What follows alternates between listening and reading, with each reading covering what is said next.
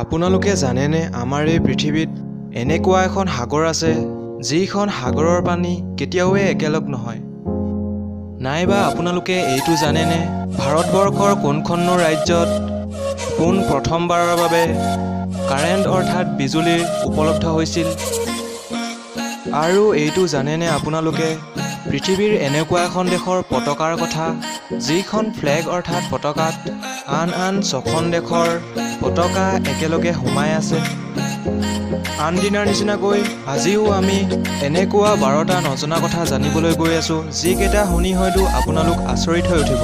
গতিকে অলপো পলম নকৰি আহকচোন আমাৰ এই ভিডিঅ'টো আৰম্ভ কৰোঁ এটা সৰু ইন্ট্ৰ'ৰে।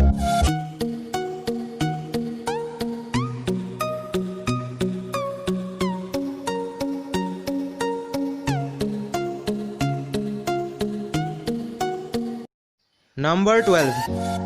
আজি আমি টেকন'লজিৰ ক্ষেত্ৰত যিমানেই আগ নেবাঢ়োনো কিয় আমি এই পৃথিৱীখনৰ বহুখিনি কথাই নাজানো। হয়, মই যিটো কথা ক'বলৈ গৈ আছোঁ প্ৰথমবাৰ শুনি হয়তো আপোনালোকে বিশ্বাস নকৰিবও পাৰে। এই সময়ত আপোনালোকে স্ক্ৰীণত দেখিবলৈ পোৱা এই সাগৰখনলৈ মন কৰকচোন। আপোনালোকে কেতিয়াবা কল্পনা কৰিছেনে বাৰু যে বাস্তৱতে এনেকুৱা এখন সাগৰ আমাৰ পৃথিৱীত থাকিব পাৰে বুলি? যিখন সাগৰৰ পানী এখনে আনখনৰ সৈতে কেতিয়াওৱে মিহলি নহয়। মই যদি আপোনালোকক কওঁ বাস্তৱতেই এনেকুৱা এখন সাগৰ আমাৰ এই পৃথিৱীত আছে বুলি, এই সময়ত আপোনালোকে দেখিবলৈ পোৱা এইখন এখন আলাস্কাৰ সাগৰৰ দৃশ্য। মই আপোনালোকক সাগৰখননো কিয় এনেকুৱা হ'ব পালে তাক চাইণ্টিফিক ৰিজনৰ সৈতে বুজাবলৈ চেষ্টা কৰিম।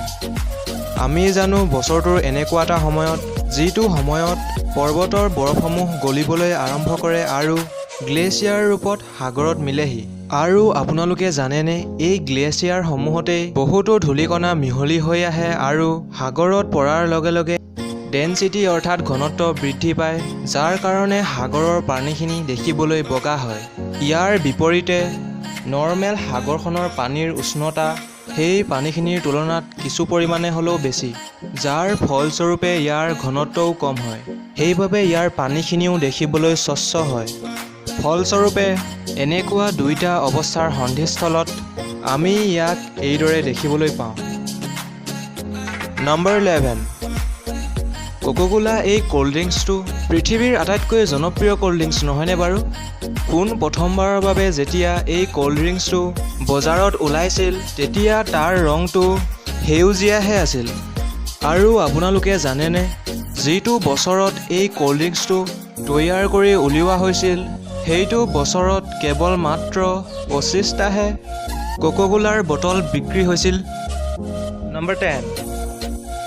আপোনালোকে জানেনে এই ফেচবুক সমগ্ৰ পৃথিৱীতে জনপ্ৰিয়, কিন্তু আপোনালোকে এইটো কেতিয়াবা লক্ষ্য কৰিছেনে বাৰু যে ফেচবুকৰ ৰংটোনো কিয় নীলা? যদিহে আপোনালোকে নেজানে তেনেহ'লে মই কৈ থওঁ যে ফেচবুকৰ অ'নাৰ মাৰ্ক জুকাৰবাৰ্গ সৰুৰে পৰা কালাৰ ব্লাইণ্ডনেছ আছিল, যাৰ কাৰণে তেওঁ ৰঙা আৰু সেউজীয়া ৰংটো ভালকৈ দেখা নাপাইছিল। কিন্তু তাৰ বিপৰীতে নীলা ৰংটো ৰিচ কালাৰ আছিল, অৰ্থাৎ এই ৰংটোৱেই তেওঁ আন ৰংবোৰতকৈ বেছি ভালকৈ দেখা পাইছিল, যাৰ বাবে তেওঁ ফেচবুকৰ ৰংটো নীলাই ৰাখিছিল। নম্বৰ 9। আপোনালোকে জানেনে ওমেন শব্দটোৰনো ফুল মিনিং কি? আপোনালোকৰ কিছুসংখ্যকে হয়তো ইয়াৰ উত্তৰ জানে। যিসকলে নেজানে তেওঁলোকক কওঁ যে ওমেন শব্দটোৰ W মানে হৈছে ৱাইফ, O মানে হৈছে অফ আৰু মেন মানে হৈছে পুৰুষ, অৰ্থাৎ মানুহজনৰ ঘৈণীয়েকগৰাকী। নম্বৰ 8। আপোনালোকে হয়তো এইগৰাকী বলিউড তাৰকাক নিশ্চয়কৈ চিনি পাইছে। আপোনালোকৰে কিছুসংখ্যকে হয়তো তেওঁৰ নামটো শ্ৰদ্ধা কাপুৰ বুলিও জানে। কিন্তু আপোনালোকে জানেনে তেওঁৰ দেউতাকনো কোন বাৰু, বা তেওঁৰ নামটোনো কি? তেওঁ হৈছে বলিউডৰ এনেকুৱা এজন প্ৰসিদ্ধ ব্যক্তি যাক আমিও চিনি পাওঁ। এই সময়ত স্ক্ৰীণত দেখিবলৈ পোৱা ব্যক্তিজনক আপোনালোকে চিনি পাইছেনে বাৰু? হয়, সেইজনেই মই ক'বলৈ ওলোৱা ব্যক্তিজন, অৰ্থাৎ শক্তি কাপুৰ, যিজনৰ বিষয়ে আপোনালোকে জানে। নম্বৰ 7। আমি জানো ইউটিউব পৃথিৱীৰ সকলো মানুহেই চায়, কিন্তু আপোনালোকে এইটো জানেনে পৃথিৱীৰ এনেকুৱা কেইখনমানো দেশ আছে যিকেইখনত ইউটিউব সম্পূৰ্ণৰূপে বেণ্ড আছে। হয়, মই ক'বলৈ ওলোৱা দেশকেইখনৰ নাম হৈছে চাইনা, কোৰিয়া আৰু ইৰাণ। এইকেইখনেই এনেকুৱা দেশ যিকেইখনত ইউটিউব সম্পূৰ্ণৰূপে বেণ্ড। নম্বৰ 6, আপোনালোকে কেতিয়াবা লক্ষ্য কৰিছেনে বাৰু আমাৰ শৰীৰৰ কোনটো অংশৰ পৰা বাৰু একেবাৰেই ঘাম নোলায়? যদিহে জানে তেনেহ'লে ভিডিঅ'টো প'জ কৰি মোলৈ কমেণ্ট কৰিব পাৰে। আৰু যদিহে নাজানে মই আপোনালোকক জনাওঁ যে শৰীৰৰ সেই অংশটোৱে হৈছে নখ, য'ৰ পৰা কেতিয়াওৱে ঘাম নোলায়। নম্বৰ 5, আপোনালোকে জানেনে আমাৰ ইণ্ডিয়াৰ কোনখন ৰাজ্যতনো বাৰু পোন প্ৰথমবাৰৰ বাবে ইলেক্ট্ৰিচিটি অৰ্থাৎ বিজুলী উপলব্ধ হৈছিল? হয়, আমাৰ এই ভাৰতবৰ্ষত পোন প্ৰথমবাৰৰ বাবে বেংগলোৰত বিদ্যুৎ যোগান উপলব্ধ হৈছিল। তাকো জানেনে আপোনালোকে ব্ৰিটিছসকলে নিজৰ সুবিধাৰ্থে 1906 চনত ৰাস্তাসমূহত ষ্ট্ৰীট লাইট ৰূপেহে লগাই লৈছিল। নম্বৰ 4, আপোনালোকে জানেনে এই পৃথিৱীৰ আধাতকৈও বেছি সংখ্যক লোকেই অৰ্থাৎ 55% লোকেই কেৱল হামিওৱা শব্দটো শুনিয়েই হামিয়াবলৈ আৰম্ভ কৰি দিয়ে। এই 55% লোকৰ ভিতৰত হয়তো আপুনিও সোমাই পৰিব যদিহে আপোনালোকে এই সময়ত এই শব্দটো শুনিয়েই হামিয়াবলৈ আৰম্ভ কৰিছে। নহয়নে ইণ্টাৰেষ্টিং? নম্বৰ 3, আমাৰ শৰীৰত বহু ধৰণৰে মিনাৰেলছ থাকে বুলি জানো, নহয়নে বাৰু? তাৰে ভিতৰত কেলছিয়াম আৰু আইৰণ উল্লেখযোগ্য। এজন নৰ্মেল ব্যক্তিৰ শৰীৰত কিমান পৰিমাণৰ আইৰণ থাকে জানেনে?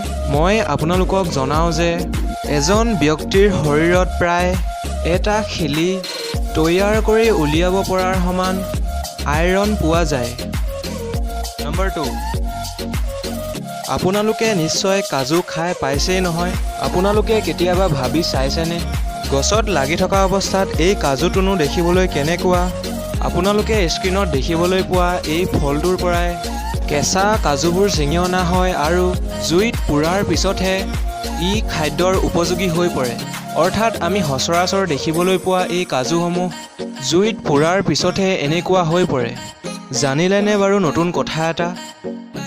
নম্বৰ 1, মোৰ এই ভিডিঅ'টো চোৱাৰ আগে আপোনালোকে কেতিয়াবা শুনিছেনে বাৰু পৃথিৱীৰ এনেকুৱা এখন পতাকাৰ কথা যিখন দেশৰ পতাকাত আন 6খন দেশৰ পতাকা সোমাই থকা? মই আপোনালোকক যিখন পতাকাৰ বিষয়ে ক'বলৈ গৈ আছোঁ সেই পতাকাখন নৰৱেৰ পতাকা, যিখন পতাকাত Indonesia, Poland, Finland, France, Netherlands আৰু থাইলেণ্ডৰ পতাকাও ইয়াত দেখিবলৈ পোৱা যায়। সেইবাবে এই দেশখনৰ পতাকাখনক এই দেশকেইখনৰ লোকসকলে মাদাৰ অফ ফ্লেগ বুলিও কয়। আপোনালোকে এই নৰৱেৰ আৰু এটা বিশেষত্ব কি বাৰু জানেনে? যদিহে নাজানে মই আপোনালোকক জনাওঁ যে পৃথিৱীৰ এইখনেই এখন একমাত্ৰ ঠাই যিখন ঠাইত 6 মাহ দিন আৰু 6 মাহ ৰাতি হয়। একেবাৰে শেষত যদিহে মোৰ এই ভিডিঅ'টো চাই আপোনালোকৰ ভাল লাগিল তেনেহ'লে ভিডিঅ'টো লাইক কৰিবলৈ নেপাহৰিব। আৰু যিসকলে মোৰ এই ভিডিঅ'টো প্ৰথমবাৰৰ বাবে চাইছে তেনেহ'লে আপোনালোকে এই চেনেলটো ছাবস্ক্ৰাইব কৰি লওক, যাতে যেতিয়াই মই এনেকুৱা ধৰণৰ ভিডিঅ' আপলোড কৰোঁ আপোনালোকে সেই ভিডিঅ'সমূহ যাতে পাই থাকে।